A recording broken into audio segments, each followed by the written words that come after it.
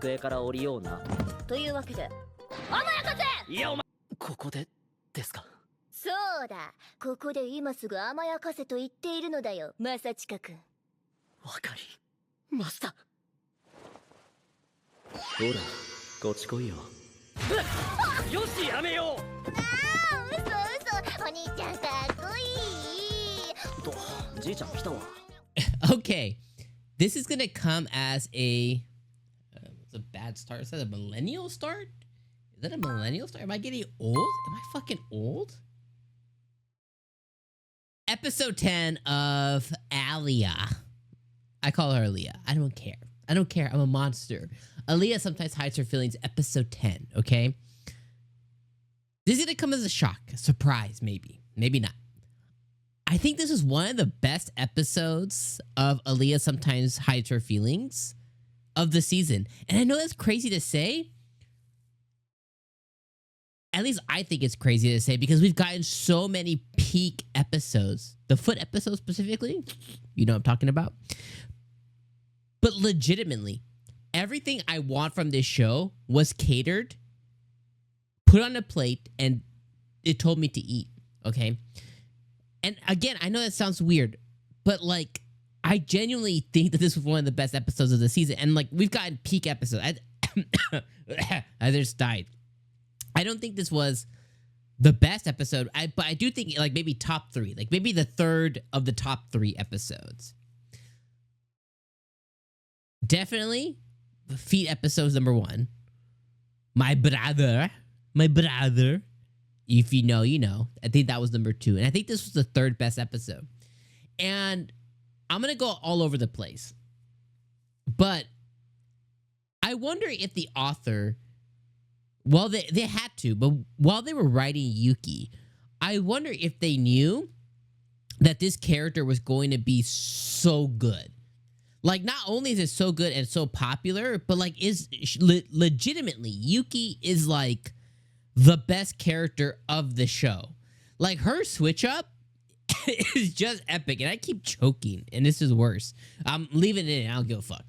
But like, it's like her switch up is like the best thing ever. And it keeps happening, you know, where she'll be like, you know, very prim, very proper, very demure. And then she just goes, my brother spoiled me. And then he goes, my kitten. And she's like, come here, my brother. And the thing I love the most about it is it's not incestual. Like, it's not like some other shows. It's not like forbidden love. She does love her brother. And I would describe the relationship between 𝐒𝐻𝐽 and between Yuki, or between Masachika and Yuki, I would definitely describe it as brother complex, sister complex. But in a way to where it doesn't pass a romantic and or sexual line. It legitimately is just, they just legitimately love each other as siblings. And they just really get each other's humor. And they both they both give into each other, just like you would your, you know, your brother or your sister or a family member, or maybe even like a best friend, you know, that like there is a clear line that doesn't need to be spoken, but you both really love each other and you really get each other, and like you're able to have this relationship. And I just love to see it. Let me tell you though, the episode was definitely the best episode, or one of the best episodes of the season, because not only did we get the Yuki stuff, okay? So that's one. We got Yuki getting pampered by her brother and getting jealous of Alya and knowing that he's hanging out with Alya and having the, oh, my kitten, you know what I mean? And Masachika just feeding into his sister while Ayano's watching, by the way. And Ayano, like, he's like a god to her, like an Egyptian god to her. And I think that that is just incredibly funny and so entertaining. Okay, so that's number 1. Number 2, we get closure to the Masha stuff. Masha is still the little girl that he fell in love with as a kid, blah, blah, blah, blah. and she knows that. He doesn't know that yet, but okay. But we put a close to the chapter of, him seeing her improper and being head patted and stuff. And we get to see a really, really cute scene between him and Masha and her grabbing his cheeks and everything else. So cute.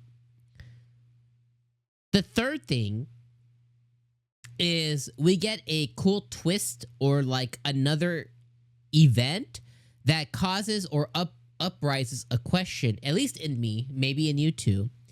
And that is, I already used one F word. What happened between Masachika and his mom, and what happened between mom and dad? My thought process was dad cheated on mom. I have a feeling that maybe I was wrong. And I think it might have been one of those things to where grandpa clearly controls mom. Grandpa clearly wants to say what happens to mom and grandchildren. My guess is that dad had enough of his shit and went, you're not controlling me, bub. You're not controlling her, and you're not controlling my children. And when mom wasn't on the same page, he says, all right then, I'm out. You can count me out of this. And then they got a divorce. And mom went to go be grandpa's, puppet or whatever. And Masachika went like, you can't control me, bro. I'm out too. And that's where they sever. That's my guess now. But my original guess was dad cheated. Or mom cheated, but based on the scenes that they showed us early on, my guess was dad. I guess I'm wrong. Which is still okay. But anyways, that's the third thing, is they introduced a really cool question or curiosity. They uprose some curiosity in me, and I love that. The fourth thing, the fourth pillar, the last 25% of success of the episode was the date, the first date between Alya and between Masachika, and the fact that this time she didn't hide her feelings in Russian, and she straight up to Masachika's face told him how cute he was, how kawaii, how cute he was. Fed him in the restaurant with everybody watching. And on top of that, she also had her, what do they call it? Secondary kiss or something like that. What do they call it again? Indirect kiss. And originally, she got all flustered before, but this time, not only did she look at him, she said, look how cute you are. Eat this food. And gave it to him, and then she and maybe she gets all flustered in a scene that we don't see later on.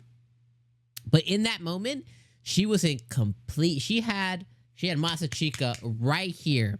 And then on top of it, she gives him like a little... Oh, this is a water bottle. But she gives him like a little teacup. And she was like, and I have the other one. Just like couples do. That's right. And obviously she's like, JK. But we know she ain't just kidding. So like that, I mean, that was awesome. So you smash all of that together. All four elements that made up this, 22, 23-minute episode. Chef's kiss. One of the best episodes of the season. I was dying of laughter with the Yuki stuff and with the Alya stuff and with the Masha stuff. I was entertained by the Alya stuff, by her antics, by Yuki. I was definitely dying of laughter with that. The kitten stuff took me out. And I was entertained. I'm curious about what's happening with the stuff, and his mom and what's going to happen next episode.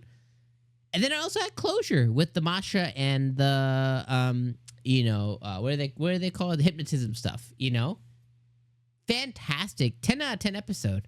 I don't know, maybe that's too high a praise, but that's how I feel. I feel 10 out of 10 episode. I thought this was more peak, but legitimately peak. So I'll leave you guys know thoughts there. Those are my thoughts. Thank you for putting up with me dying. I'm going to drink more water.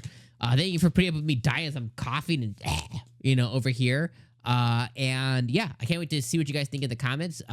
Again, I'm interested to see on those who disagree and those who agree. So I'll see you guys next week for episode 11. Peace.